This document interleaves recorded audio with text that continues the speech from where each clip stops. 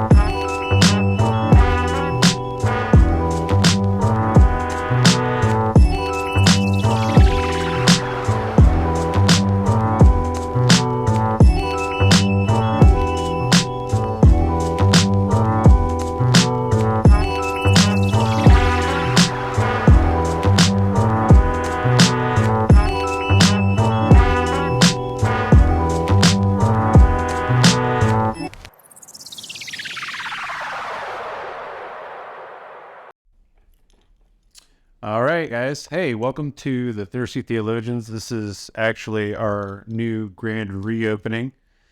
We decided just to do a couple more things in a different direction. That's okay. We're going to have fun on this show. I'm excited to flesh this show out.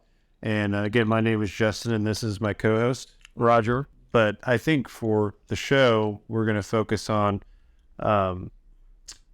table talks and just talking about our faith, how we got here, what we're struggling with. And also there's going to be a theology and apologetics part of it as well. Hopefully we get to, in the future, have debates and watch parties where we'll watch, Trent Horn or Jimmy Akin debate somebody. We'll comment on that. So that'll be pretty fun. And also I'm going to start a series here shortly. They're going to be a part of our short series. I'm going to go through all the popes from 1 to Francis, detailing just a little bit of their lives and what they were known for, the importance of their ministry and their papacy. But ultimately, I'm just excited to start this and bring the good news of Jesus Christ and the truth of the Catholic Church to everybody out there possible. And I ran into some people I see on YouTube, and I asked them, or I said, I might start my YouTube channel. What's your best advice? And the best advice is to do it. And so when you came up to me and said, hey, look, I want you to do this YouTube channel. At first I was apprehensive. I'm like, who's going to watch me? Yeah. I'm just Joe Blow, Roger, I'm not wicked smart like Justin. I'm not wicked smart. He's done all this. So he's in him and I, and what it is that we have the same interests. We like the same movies. We like scary movies. We like, we serve together at church, theology. Anytime we find something, I know this is a shocker, but we read the Bible every day. And Catholics read the Bible? Yes, we do read the Bible every day. And matter of fact, I have a couple Bibles. Matter of fact, you're repairing one for me. Yes. I'm very important. I have many leather-bound books, and my apartment smells of rich mahogany. That's why, and I think I said on our first show, I said, well, maybe one of my grandchildren or great-grandchildren after I'm long gone see this, and, that I'm praying for them now, and that maybe my voice will be heard 100 years from now. Who knows? And that's a pretty cool idea because, in a sense, I'm immortalized through YouTube and these video channels. So 2 or 3 generations down the road, your great grandkids could go, that's my grandpa, and really get to know you without even meeting you face to face, which I think that's pretty cool. I mean, I just think about it. To have my grandparents or my great grandparents hearing their voices, that's wild. I mean, now I have a lot of pictures of relatives, and that's all I have is pictures of relatives, and to hear their voices would, But now, with us doing this channel, the love of Jesus Christ, that's the number. But also to go ahead and educate, because a lot of people, I think it was Fulton Sheen that said that thousands of people hate the Catholic Church for what it thinks it stands for, but there's, maybe 100 I truly hate it. that truly hate it. And so I'm paraphrasing that. But, a lot of people have this misnotion of what Catholicism is, what Catholics believe. I mean, on Easter, we had protesters at our church. Yeah. And there's no debating them. But the thing is that I want to, get that word out, what we believe, why we are on the offensive. I don't think Catholics have to be on the defensive All the time. And I think all the time. And I think that's a good point because all the majority of the people that I see that are YouTubers that are successful, some of them are always on the defense, which of course we're supposed to have a reason for faith, as Peter says. But I think also there's a component to being a Catholic to where if you hear incorrect theology or somebody slander the church or slander Holy Mother, I think that we need to be on the offense and say, hey, let's talk about that. Let me educate you on what we believe. Because to be honest, when I talk to people about Catholicism, majority of people don't know what it is. I had an old customer, he saw my rosary in my office, and he goes, so what's that? So it's a rosary, and I explained to him what it's for, and he goes, well, I thought you were a Christian. I'll have to ask my accountant about that.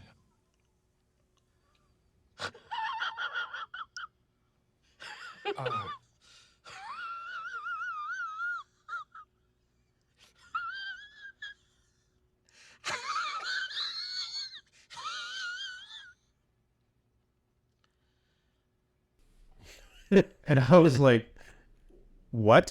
And, in my head, but he goes, oh, I thought you believed in Jesus. I said, I do.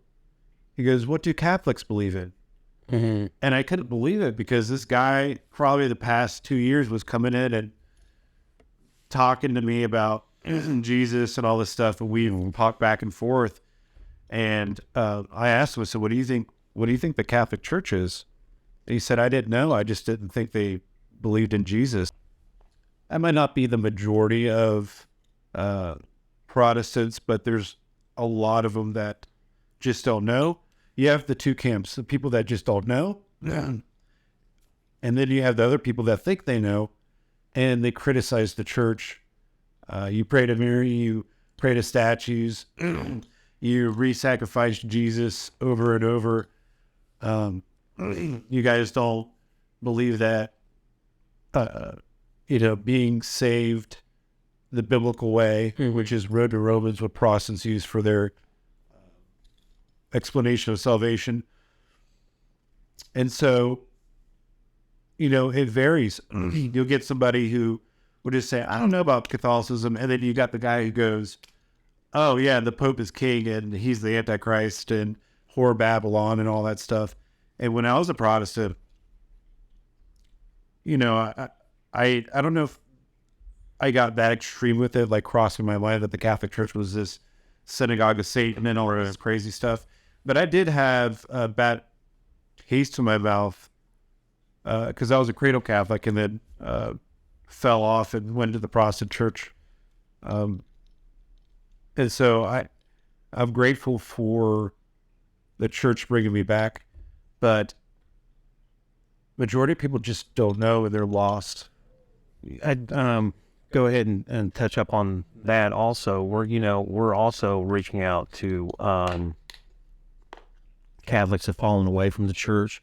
Maybe Catholics, Catholics that do go to Mass and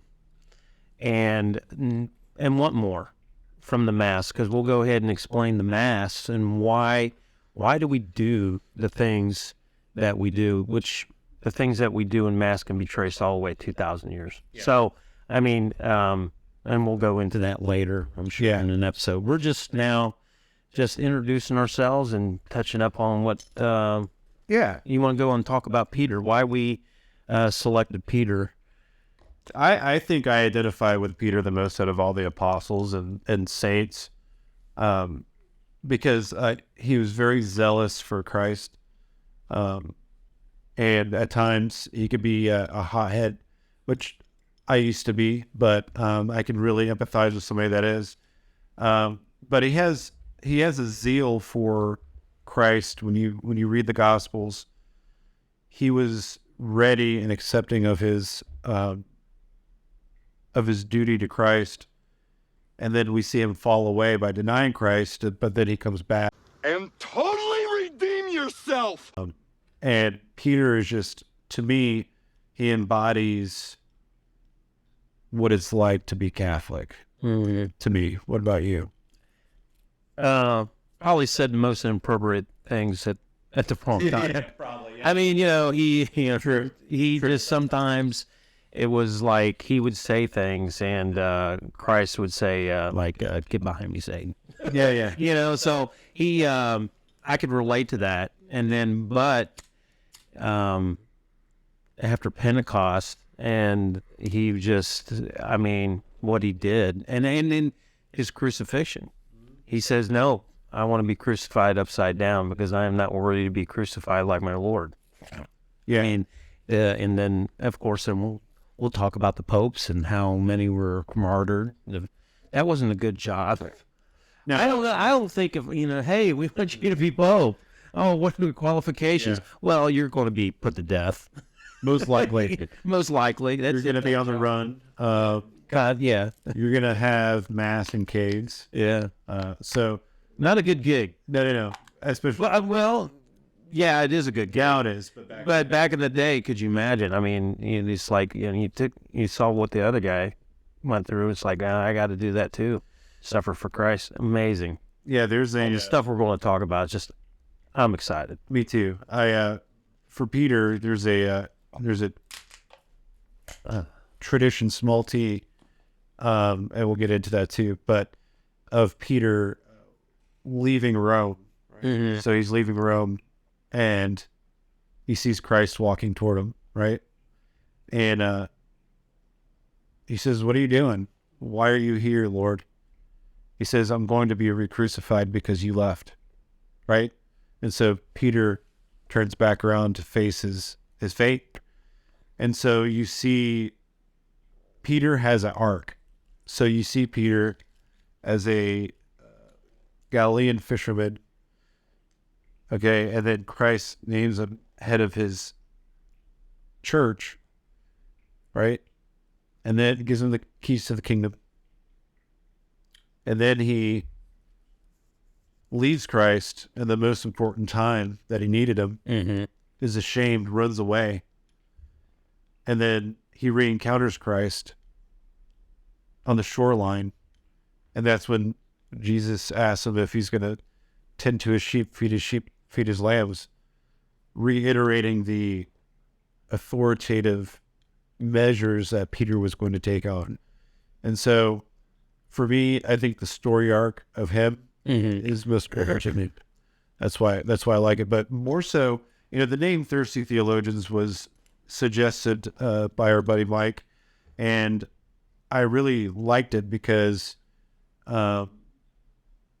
we're thirsty for knowledge of Christ, we're thirsty for the church, and we're thirsty for the souls that have not heard the gospel, for souls that have left the Catholic Church, for souls that are dipping their toe in the Tiber River. And now, even if this podcast doesn't get traction like I would like it to, if we could affect just one person, that's enough for me. Yeah. But yeah, we just wanted to give you guys a rundown about who we are, what we're going to be doing, and we're excited to bring all these things to you. And just to recap, we're going to have debates in the future. We're going to have watch parties.